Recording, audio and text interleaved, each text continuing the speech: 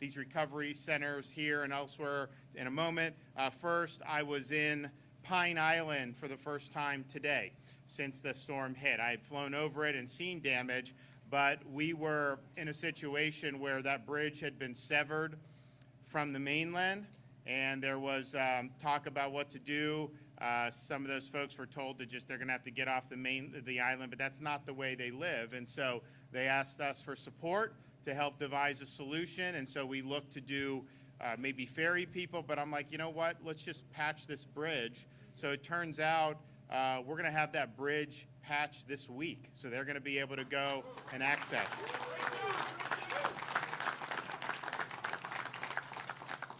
And that means that I visited the Publix. Publix is just giving away all their perishable items. They're going to open as soon as the bridge is back. They have generator. They're going to be back open on Pine Island, and they're going to be bringing their supplies in. So that's going to be really, really important to be able to get that component done. I will say, probably saw more debris on Pine Island than any place I've been other than Fort Myers Beach. The electrical, I had poles down. You had other lines down, and so no one had done anything about the power there. So today, when I went, we also had brought over via Chinook helicopters. We brought over linemen to be starting the work on the electrical there, and so that's going to be. And that's going to be important. And we want to do the same thing for Sanibel as well. So there's a contract now being bid on for a contractor to come and patch the causeway. Now, that's a little bit more difficult fix than Pine Island because it's broken in multiple ways. But I think you can get a temporary solution there to be able to restore access to Sanibel and Captiva. And I think that will also help with the recovery efforts and the restoration efforts. I have not been on the ground yet in Sanibel. I've flown over it a couple times. I'm going to probably go tomorrow and look firsthand. But my sense is if it's similar to Pine Island, we just need more linemen there. We need debris clear. I know the guards been there clearing the roads, but very, very important that we do that because you got all this stuff going on, and it's and this what we're doing here important.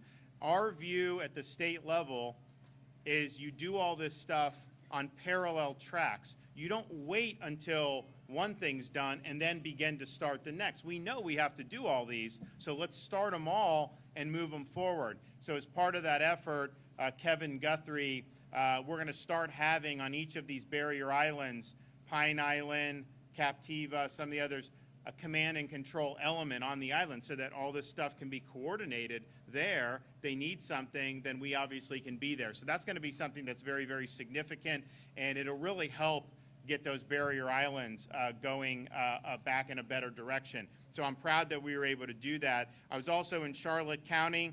We've got people from all over this country that have come in to help people all throughout Florida, but particularly in Southwest Florida. One of the charity organizations there is a group out of Kansas City called Operation Barbecue.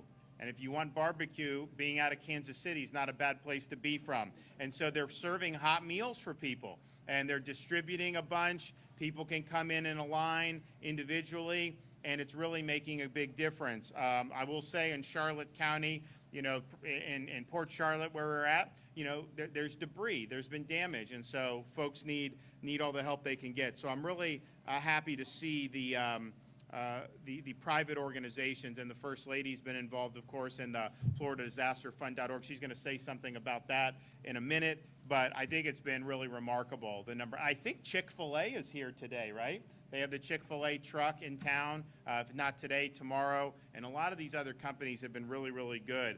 I also, we've been very clear that in situations like this, we're not going to let bad actors exploit them. That means law and order will be enforced. That means individual Floridians' right to defend themselves and their homes will be honored. And we've had 4 looters that were arrested, I guess a couple days ago, and they need to be brought to justice, and we're not going to tolerate it. But 3 of the 4 are illegal aliens. And so these are people that are foreigners. They're illegally in our country. And not only that, they try to loot and ransack in the aftermath of a natural disaster. I mean, they should be prosecuted, but they need to be sent back to their home country. They should not be here at all.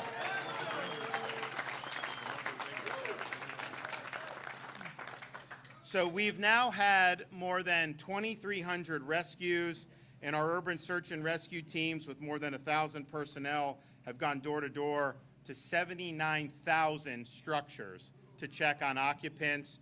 You know, this is something that's really, really significant. There's more urban search and rescue capability in Florida since this storm than has ever been in one place, in one state, since 9/11, when they were in New York City. And so that shows you, I think, that the dedication, but part of that is we've actually put money in urban search and rescue in Florida in this most recent budget, did a huge increase for them because we saw with Surfside how important it is to have that capability. So we're glad that we were doing that. We also did this most recent budget year under my direction and working with the legislature, Florida, we created a disaster relief fund of $500 million that's in the state budget. So we're planning for things like this. You know, you pray that they don't happen, but you've got to be ready in case they do. So that $500 million is what we're using, is what we use to do the ramp up, to pre-stage and do everything we did that. It's also where we're taking money from to defray the costs of these additional linemen coming in to get the power back on. You know, in Hurricane Michael, there was like a pissing contest about who's going to get the reimbursement or who's going to be on the hook, and so some of the efforts were slower. And what I'm saying is, look, I'll be on the hook for it. That's fine. We'll use our disaster fund to do these reimbursements. We'll work it out somehow, but I want to surge people here. So you have 1,000 linemen statewide from the Co-op Association throughout Florida that came,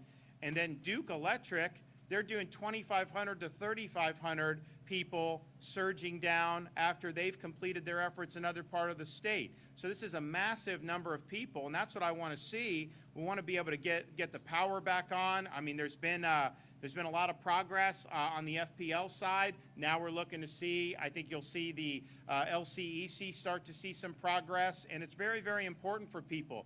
There's better water now through most parts of the county. Not every part, but they had all these water mains that broke.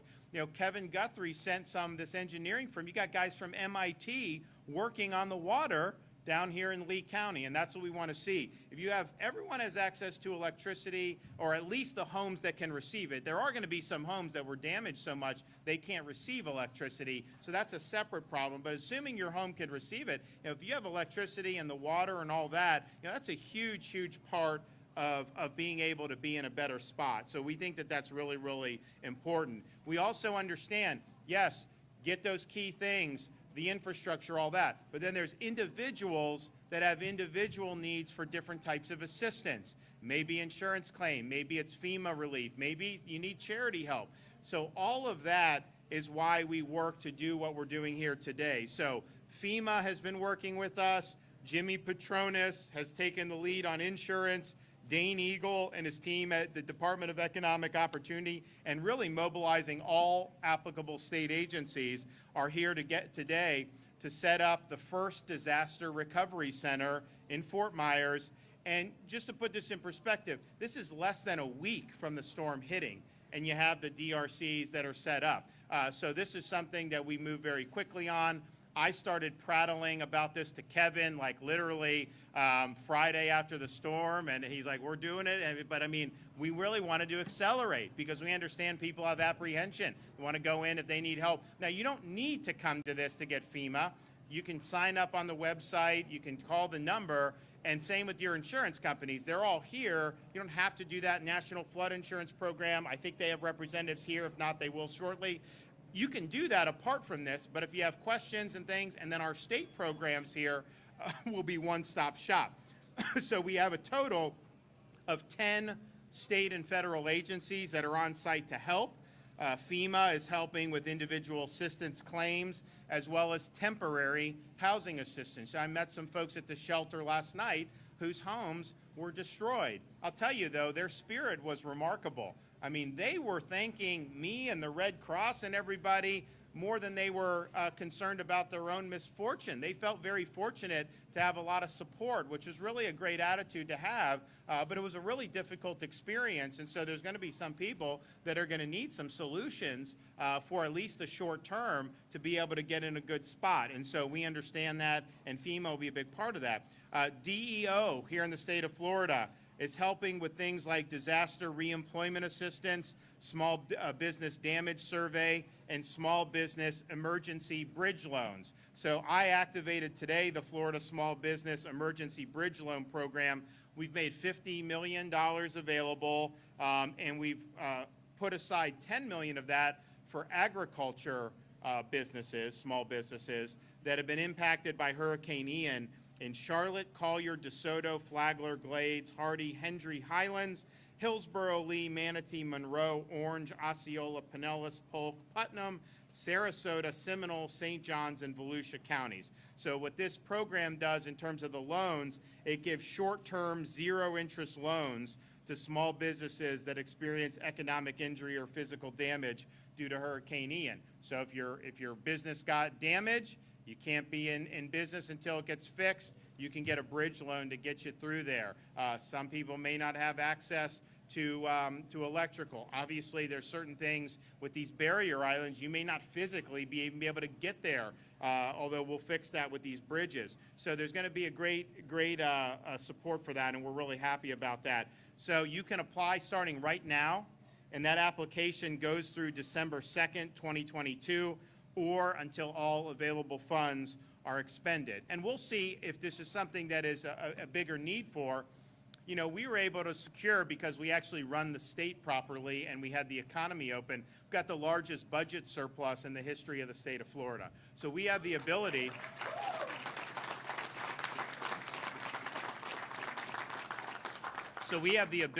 to up the ante on that program if we need to. And I know if there's things we need to do legislatively, I know the legislature will want to be there and will want to help. So we'll meet the needs. Florida Highway Safety and Motor Vehicles is here to help Floridians who lost their identification in the storm. You can apply for and get a driver's license and other IDs right here at the Disaster Recovery Center. Our DBPR agency will help Floridians with any individual and business licensure issues. The Small Business Development Council will be here to help counsel small businesses on the ways available to support and recovery. Career Source Florida is here to help Floridians with individual employment and workforce training needs. You know, our unemployment rate prior to the storm was 2.7%. Nationwide is 3.7%. There's still an awful lot of opportunity in this state. This area will bounce back, I think, very quickly. We're going to make sure of that. But if you need different job opportunities, they're there in Florida, and they're going to help you put you where you need to be. CFO Petronas is co-locating his insurance village right here so people can get help with their insurance claims. I saw these trucks of these insurance companies, so you'd be able to go and do that. And remember, if you had wind damage, roof damage, things like that, trees falling on your home, that's probably going to be your homeowner's policy. If your house flooded, that's probably going to be something under the National Flood Insurance Program. If you didn't have flood policies, your homeowners may not cover. I mean, I think that's going to be a difficult thing if you have people that were not in a flood zone, were not required to get it, were told they didn't need it, but then their house ends up flooding anyways. And so, but nevertheless, both of those are here, the private homeowners as well as the flood. We have here at the DRC 5 of Elon Musk's Starlink devices. So when you're coming through, you're waiting in line, you're able to do the internet, you can make phone calls, text message, all that will be here. Department of Emergency Management is working to establish additional disaster recovery centers in Southwest Florida by the end of the week. Today's opening of the center is possible because we did a really major mobilization before the storm came to make sure that everything was pre-staged for food, water, supplies to be able to do that. So we had, right after landfall on 3 a.m. on the 29th, we had bulk commodities coming into the most affected communities, Charlotte, Lee, Sarasota in particular. We had a pod set up Saturday morning, Friday afternoon, Saturday morning, very quickly after the storm left the state at the end of Thursday. So that's a very quick turnaround. And you have 27 pods now. Sarasota actually just closed 3 and moved their supply to areas of need. That's actually a good sign when the county's saying we don't need the pod in this location anymore, because that means people are likely getting what they need without the pods. We've relocated 2 of the pods that Sarasota did no longer need, one to DeSoto and an additional one in Lee. And we're seeing if there's any other additional areas with needs. Across our pods in the impacted areas, there have been more than 3.2 million meals deployed, 18 million bottles of water, and 87,000 bags of ice just to South Florida alone. So that's a really, really significant effort.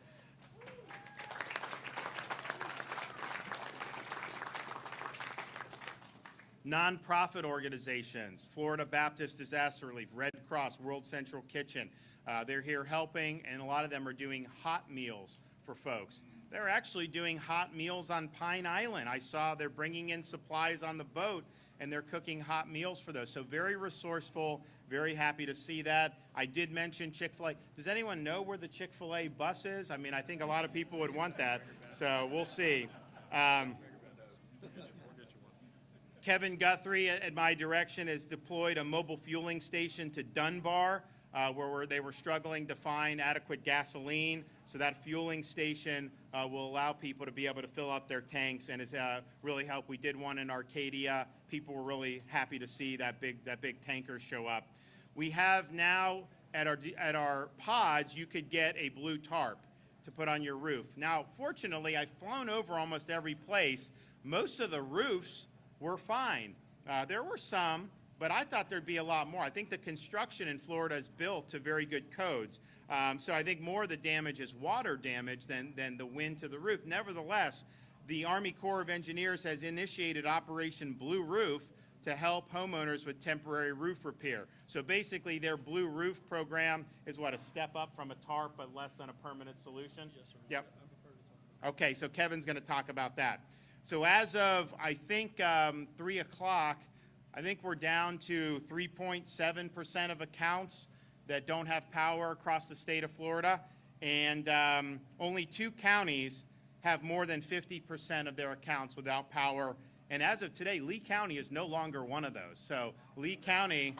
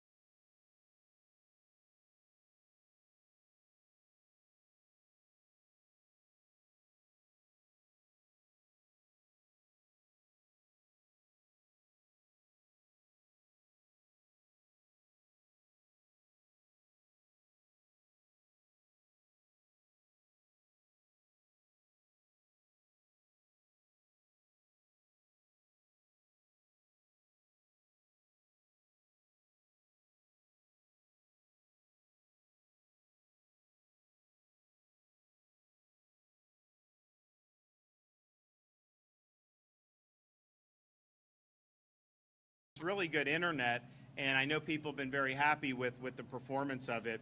I mentioned that we were going to do the Pine Island Bridge. So yesterday we had 130 FDOT trucks that were there working to get this temporary bridge fixed, and it will be done this week, and so that's going to be a big deal for those folks.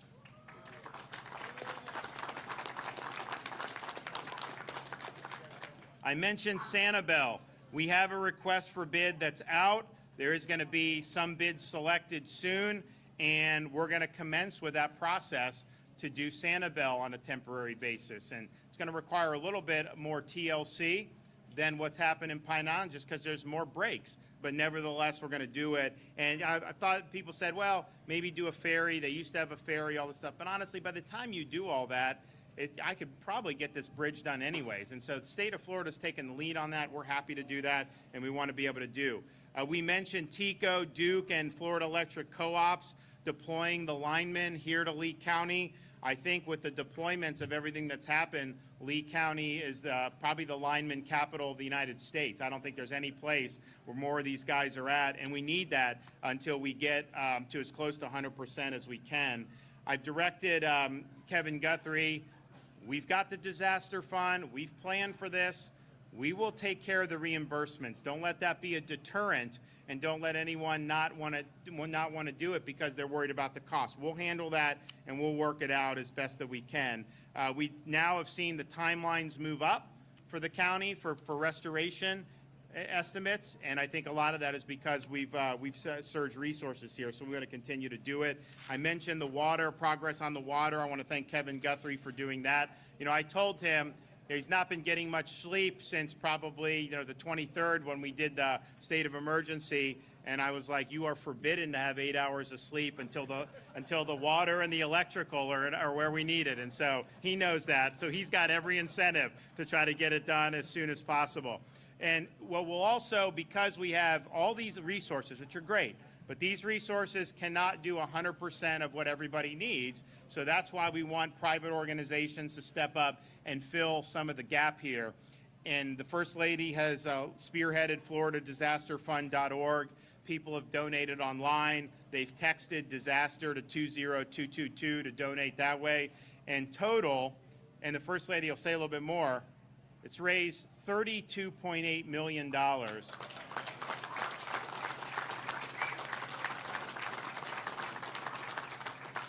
And that's, I mean, we're not even a week from when the storm hit, and already $32.8 million.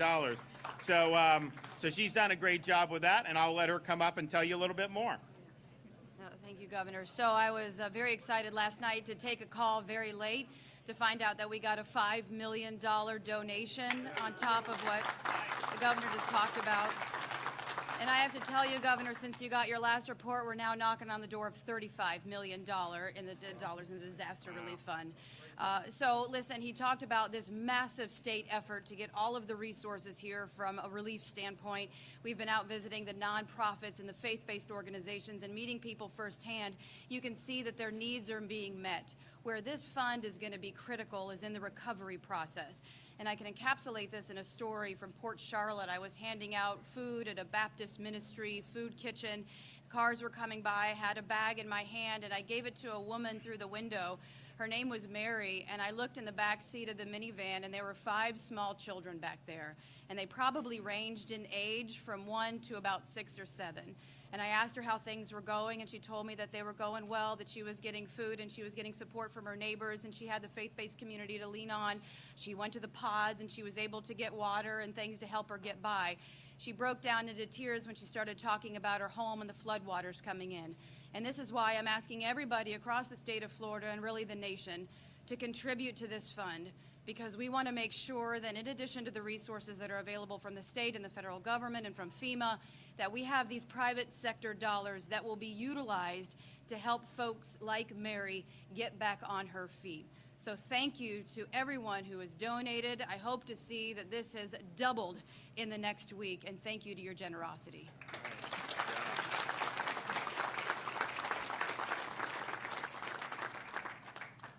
You know, this is things like this, we obviously pray they don't happen, but in Florida, we prepare as if it's going to happen every year, and our state Division of Emergency Management it does the best job of any state EMs, and Kevin Guthrie's a big reason why. You know, this was a massive mobilization. You see all the stuff that's been brought to bear. That is not easy to do without planning, without preparation, and without good execution. So, so he's done a great job, and he's here today to give an update.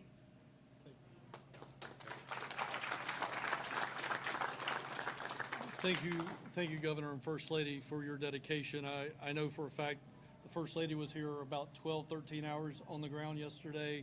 The governor's been on the phone with me nonstop, and sometimes very early in the morning, late at night when I'm not sleeping. So I got quite a few updates, but again, thank you, Governor. Thank you, First Lady, for your leadership.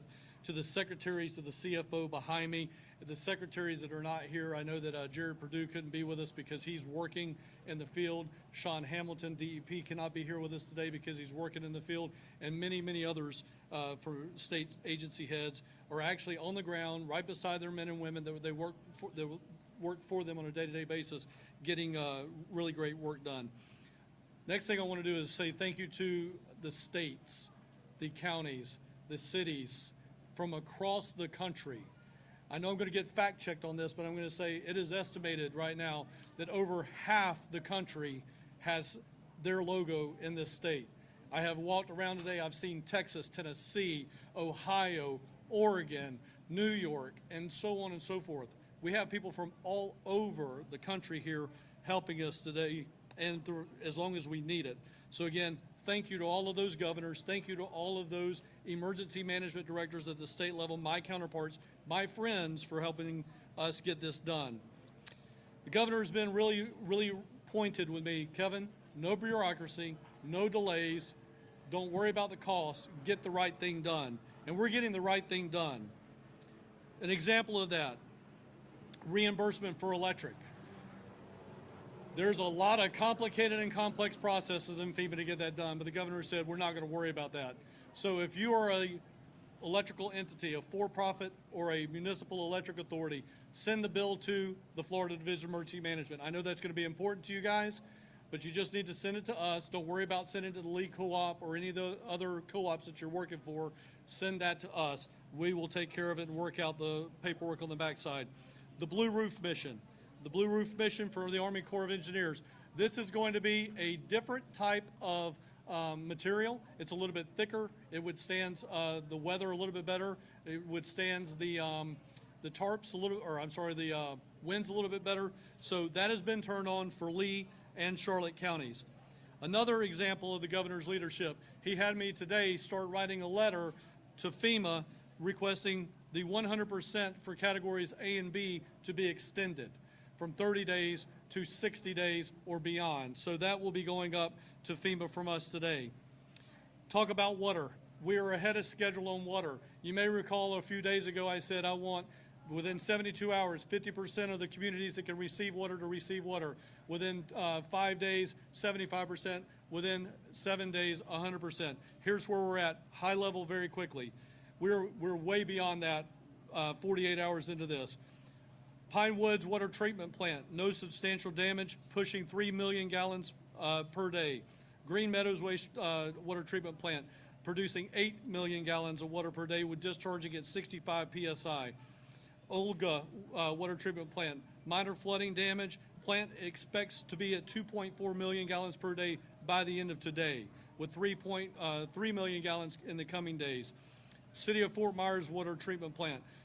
These wells are being run by generator. We currently are pumping 8.6 million gallons per day at 30 PSI.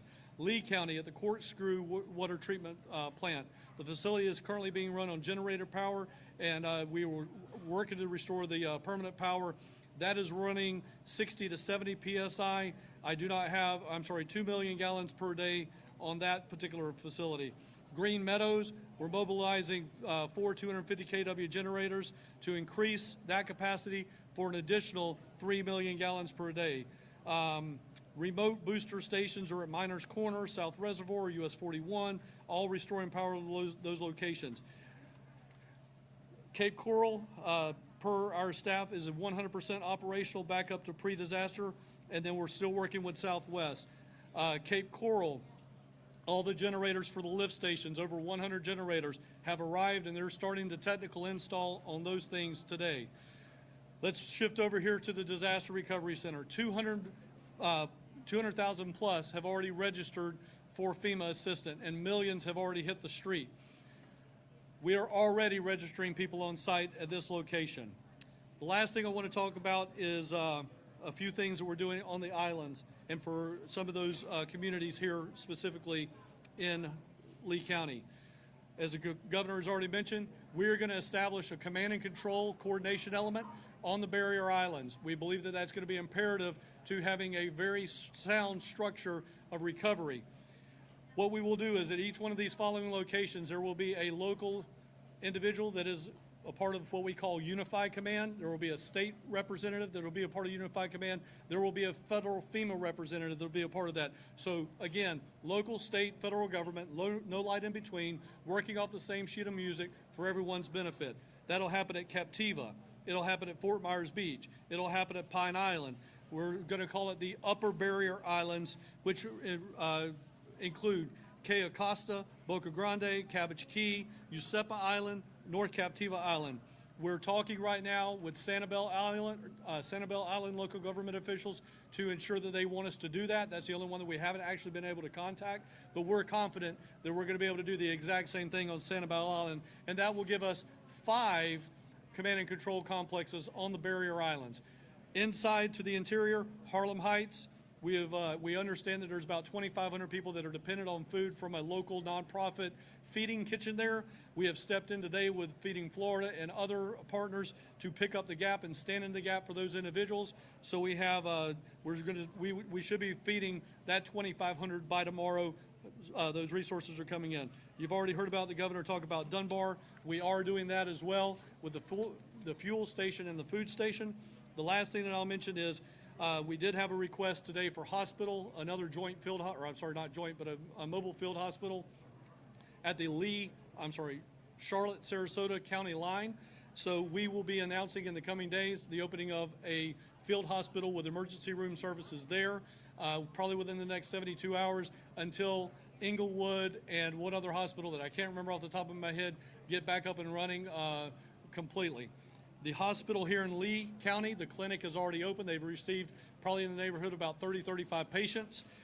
However, they will be there tomorrow opening their regular hospital, which will have a capacity to go from 100 to 1,000 beds if we should need that. And I should be on site there tomorrow to help in the announcement of the opening of that.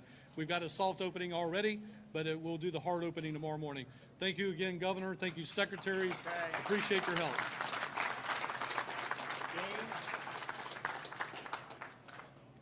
I want to thank the governor and the first lady for their leadership. As a Southwest Florida native, I've said this plenty of times, but I am just so happy and pleased to know the response effort. It's one of the quickest, most comprehensive in Florida's history, and I'm just happy to be able to be a part of it. Thank you from the bottom of my heart for all the work that you are doing, and to Kevin and his teams and everybody behind me.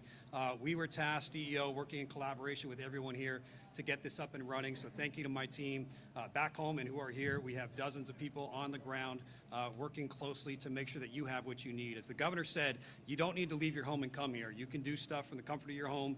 You can access the internet. Feel free to do so. If you can't or you want to talk to someone in person, come here. We have the resources available. FEMA, Department of Financial Services and the Office of Insurance Regulation, Department of Economic Opportunity, Department of Business and Professional Regulations, represented by Secretary Griffin behind me. Department of Children and Families, represented by Secretary Harris. Career Source Southwest Florida, I know Pam Elmore is here, and they are going to be instrumental in helping people get back on their feet. I know a lot of people are displaced. They might not even have a business to go back to. Well, we are here to help. There are opportunities available. We have other career sources locally, Career Source Southwest Florida, Pascal Hernando, standing buses here, and just talking with Kevin Guthrie, there are a lot of needs for current work. There are people on the ground, businesses, vendors who are helping with cleanup, and they are hiring. So we're going to direct them to go to Career Source, and if you need help, you want to get back on your feet, go to Career Source. We'll make that happen, so stay tuned for future announcements. Enterprise Florida, Florida Rural Legal Services, USSA, Florida Veteran Statistics, Memorial Healthcare, and then insurance, thanks to Jimmy Petronis in organizing this.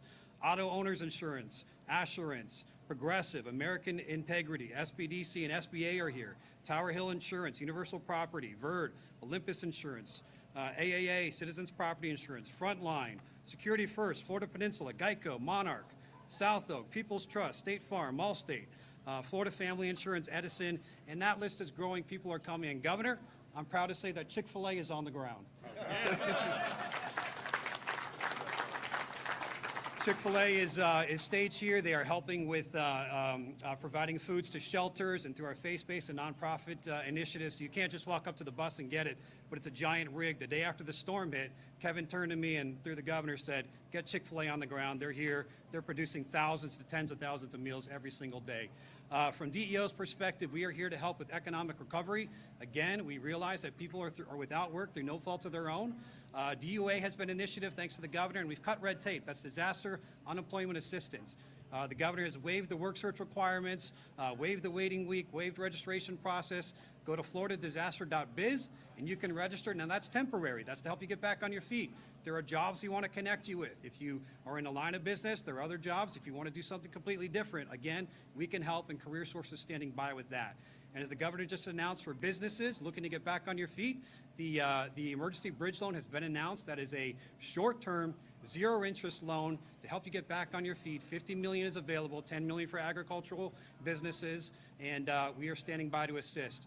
FloridaDisaster.biz is where you can go for economic resources, or come here and talk to one of our people. Thank you, Governor and First Lady DeSantis.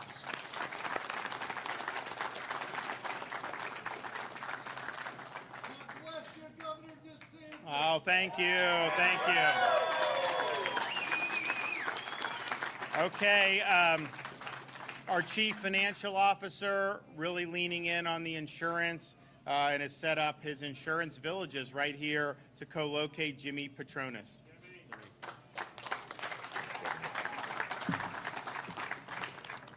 Thank you, Governor. Your efforts really over the last week have been amazing. The response, people I've never seen. Yeah.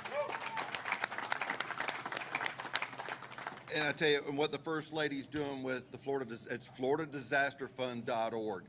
This is going to help so many that fall in the cracks. There's going to be people that are just going to be, they're going to be ineligible here or ineligible there, and this is going to be able to help people out. So when she asks for that money, it's going to significant helping to folks that have nowhere else to go, all right? And what I love about it, I was doing an interview the other day, and they're asking, where's the money going? They're publishing on their website where the dollars are going and where they're being distributed. It is totally transparent, so you know exactly where your dollars are going, unlike GoFundMe. Do not touch GoFundMe. GoFundMe has absolutely zero transparency. When you give a dollar to GoFundMe, somebody could take an image off of a website, create a tragic story, and now that donation goes somewhere and there's no verification. It helps anybody other than maybe the fraudster who put it out in the first place. So again, FloridaDisasterFund.org. To all the staff that are here, all the department heads, Governor, thank you for your mobilization of this. Kevin has done an amazing job. And Congressman Donalds, thank you for being here too. I know you're going through hell also, but I just want to give everybody again a thanks out of our office. What you've seen has been thrown together in the last really half a dozen hours. The governor's team has worked, you know, through challenging circumstances to make sure this is a one-stop shop, that you can show up, it's safe, it's secure, there's internet. Our cellular providers are providing internet here in addition to Starlink. And to speak about Starlink, Governor, as soon as you made that available, I contacted our urban search and rescue teams. Now, those men and women have touched 72,000 structures since the storm has hit. They're doing the hasty searches. They're going in and literally, you can go to my Facebook or Twitter page and you can see what they're doing. And they're going from building to building with chainsaws looking for people. But they have to have internet in order to report that data back. Governor, I'm proud to say, if it's not for Starlink right now at those sites, they told me it's a game changer. So thank you for doing that.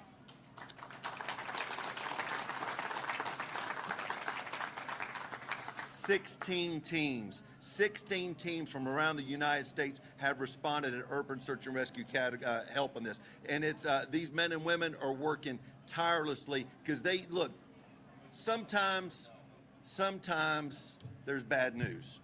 But you know what they live for? I was sitting there, I was talking about it. I said, you know what they live for? They live for the life they save. They find people, and it's a game changer. It's nourishment to their soul. It makes them work that much harder. So the fact that they're doing this effort is, it's again, they're saving lives, and they're doing everything humanly possible. So pray for them, pray for their safety, and understand, if you have not talked to your loved one, look, communications are challenged. I know that is the one thing people are looking for. I want to know if mom or dad, if my grandparents are alive and safe. promise you, as we get communication established, as these men and women are doing their job, we will reunite you with your loved ones. Now, this is the part I've been talking about coming up to the storm. I appreciate WFLA. Y'all are here. Y'all have helped us turn up the volume on this. Is the pre-event fraud. So as long as you try to listen and you do some preparation, you can be protected from the fraudsters. These fraudsters that come here, they're no different than looters. Okay, hear me. The fraudsters that come in are no different than looters. They're going to want to take advantage of you and your insurance policy. The governor and Kevin spoke to Operation Blue Tarp. That is a free service if you need a tarp. Do not let anybody make you pay for a blue tarp on your house. Okay, if they do, and somebody tries to extract dollars from you or say, hey, your insurance company's going to pay for it, run them off your property. That's illegal. That is a service that is free available to you. So you don't want to ever be taken advantage of by that. I tell people, if it's too good to be true, it is. Listen to your gut. If somebody's being too nice to you, run them off your property because they're trying to take advantage of you. These insurance companies here, you know why they're here? They're here to write you a check. Okay, they're here to close claims. They're here to do advance payments. So look, you don't need to go call anybody other than your insurance agent, your carrier, most of them are here, or my office, 1-877-MY-FLCFO. If you're calling one of those three for your first phone call, I promise you, there's no chance of being taken advantage of. And then if you have a problem with your carrier, there's dysfunction, lack of communication, you call me. That's what we do. That's why you pay us. We are paid to break through the monotony, the challenges, the communication barriers, the overwhelming stress you're dealing with right now. Hurricane Michael leveled my hometown of Panama City. This is no different. It's just a much bigger scale. So we know how to fix what you're dealing with right now. So again, these carriers here, when you show up, they will help you piece together your claim. In most cases, you're going to walk away with a check to go put a roof over your head so that adjuster can get out to your property, assess the damages, and start the claims process. And look, just because you may get a check that may not be exactly what you're looking for, you know what you can do? You reopen the claim. It's not that hard, folks. I promise you. We are here till you're made whole. So again, please, if it sounds good, too good to be true, don't take the bait. There's a lot of really bad people out there that want to take advantage of some really vulnerable folks. In the state of Florida, we're here united, and we've got an amazing governor that's holding us together. Thank y'all.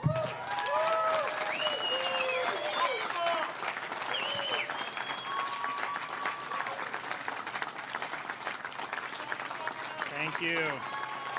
Thank you. Thank you. Thank you.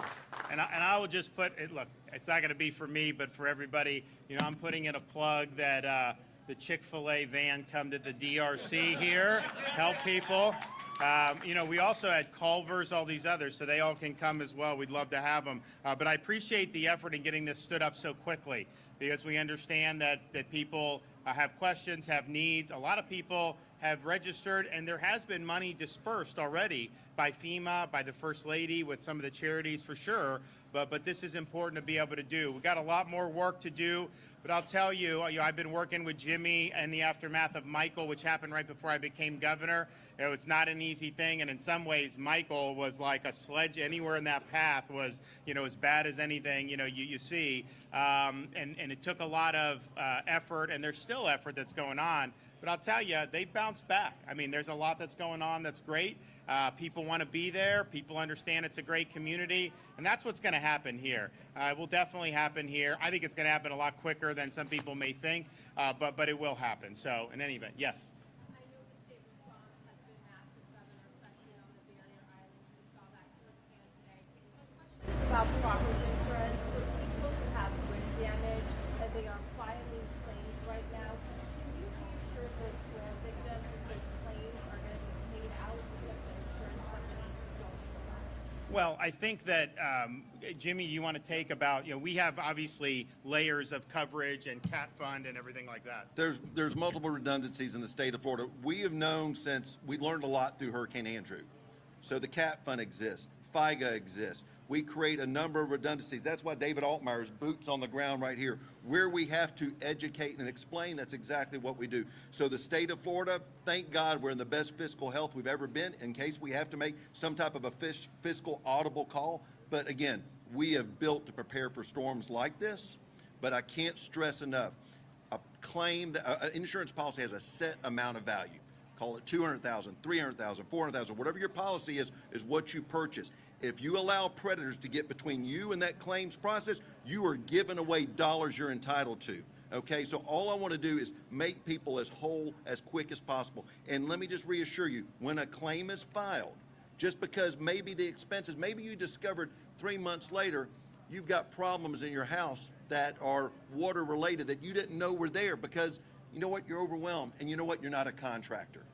You reopen the claim. It's as simple as that. So there's good solutions there, but again, the governor's leadership to make sure that the state has the fiscal health is the best thing that we've got going for us. Yeah, and our CAT fund, I think, has never been this high. Has it ever been? Yeah, so we have the highest CAT fund, so obviously that's another layer of redundancy. We also, in the special session, we probably would have had companies go out of business this summer. I called the legislature in the special session. One of the things we did was create, we call it the RAP program, which also provides additional coverage. Some of these companies, I think there may be some problematic. A lot of these big companies, I think you should feel pretty comfortable. I mean, these are big companies. Now, I know there was an effort 15 years ago to drive a lot of companies out of Florida. That was a huge mistake that we're still paying for to this day. Nevertheless, we have taken action to stabilize, and we will do more if we need to. I mean, I will call another special session, but I think it's premature to know kind of exactly, because there is wind damage, there's no question, but I've toured up and down the state, and I would say the flood far exceeds the wind damage in terms of what I'm seeing. I mean, you're going like Cape Coral, I'm driving through these neighborhoods, honestly, you wouldn't even know, because unless there's standing water, that the structure looks fine, but then they had 4 feet of water like 3 days ago, whenever storm. So that's the issue. So I think it's going to be a combination, but I think it's going to be probably more of a flood event, whereas like Hurricane Michael was almost entirely a wind event, because it was a buzzsaw that was ripping through. Yes, sir. Governor, great news for Sanibel and Pine Island. I know people watching are probably going to ask, is there any guesstimate as to when they may be able to get back on the island? Pine Island's bridge will be done this week. So that will be open to traffic. It'll be open to commerce.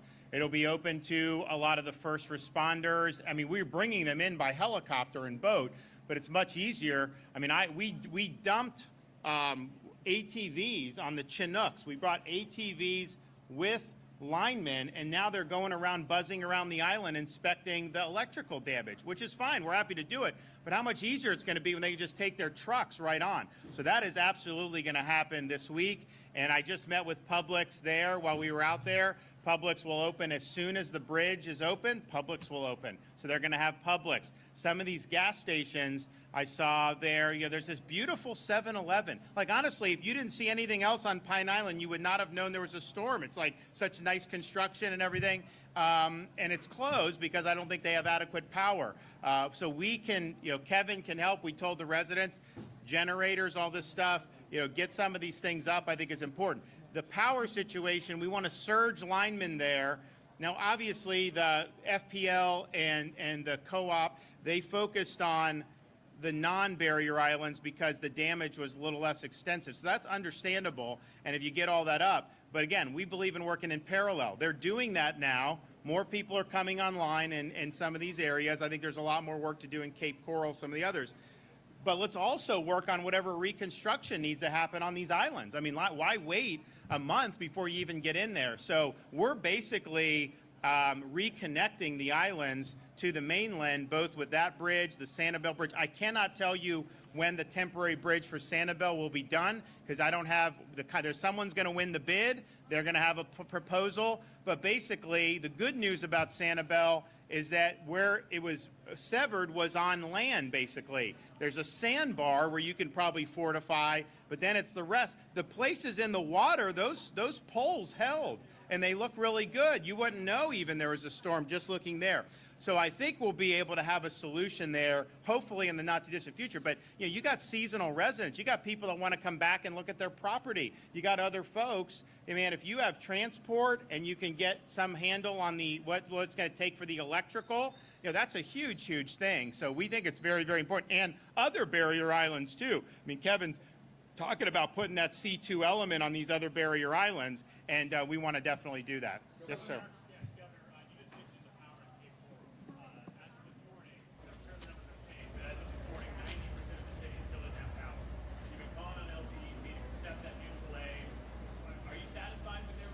Let Kevin take that. I mean, I think for me, when I told him, I said, I don't want bureaucracy.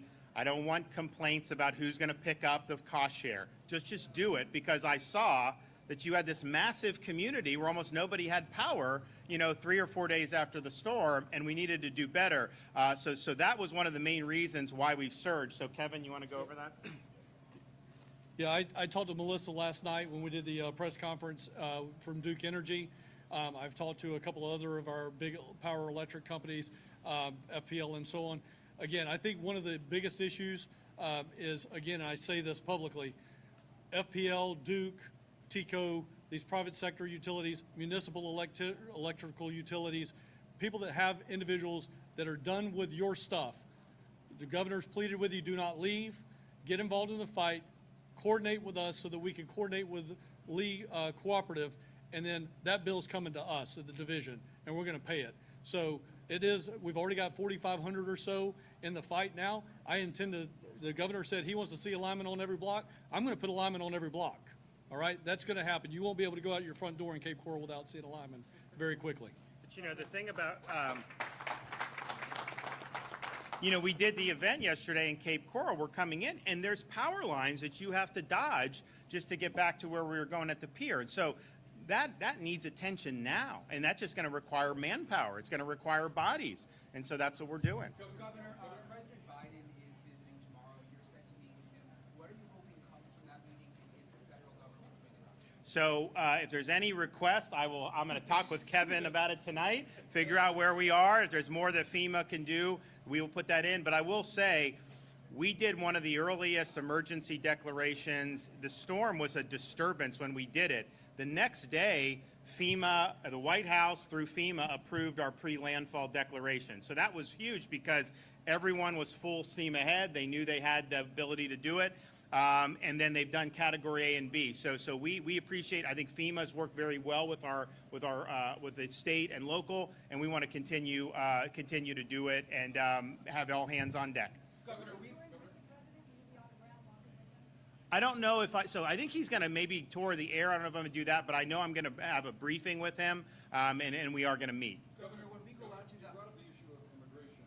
There are Venezuelan immigrants, asylum seekers in New York that are being repeatedly recruited to come to the state of Florida and work on the hurricane recovery. I'm wondering what your response is to those reports and whether you would turn them away. So first of all, our program that we did is a voluntary relocation program. I don't have the authority to forcibly relocate people. If I could, I would take those 3 looters, I'd drag them out by the collars, and I'd send them back to where they came from.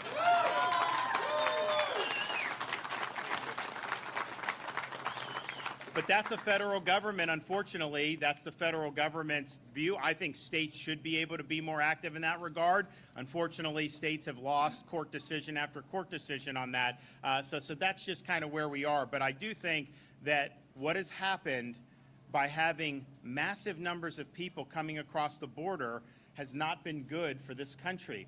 I had to go, and I met at the EOC. We're planning out yesterday, and then I leave that. And I didn't come here. I had to go to Tampa. Why? Because there was a memorial service for a Pinellas County Sheriff's deputy who got killed by a twice deported illegal alien from Central America. Someone was operating heavy machinery, was not eligible to work and had fraudulent documents, did not have the proper license, and ran over our deputy. How is that something that should be acceptable? I mean, it just shows you we don't have rule of law throughout this entire, we have it in Florida, I'll tell you that, but we don't have it. We don't have it throughout our country, and I think it's been really problematic. And to see somebody, look, the way I view having the border like it is, you have a criminal alien come across and then end up in a situation where someone gets killed. We can say without a shadow of a doubt, had you just had control of your border, that wouldn't have happened. And that's why they're very preventable crimes. And so it was sad that happened. It was really sad to have to see somebody buried. Well, actually, they're going to bury him in Arlington Cemetery because he's a veteran. But it was just really sad. And I'm talking to his his mother, And it's like, you know, why did this have to happen? So it's really, really sad, the situation that our country finds itself in with respect to our open border. Okay, thanks everybody, appreciate it.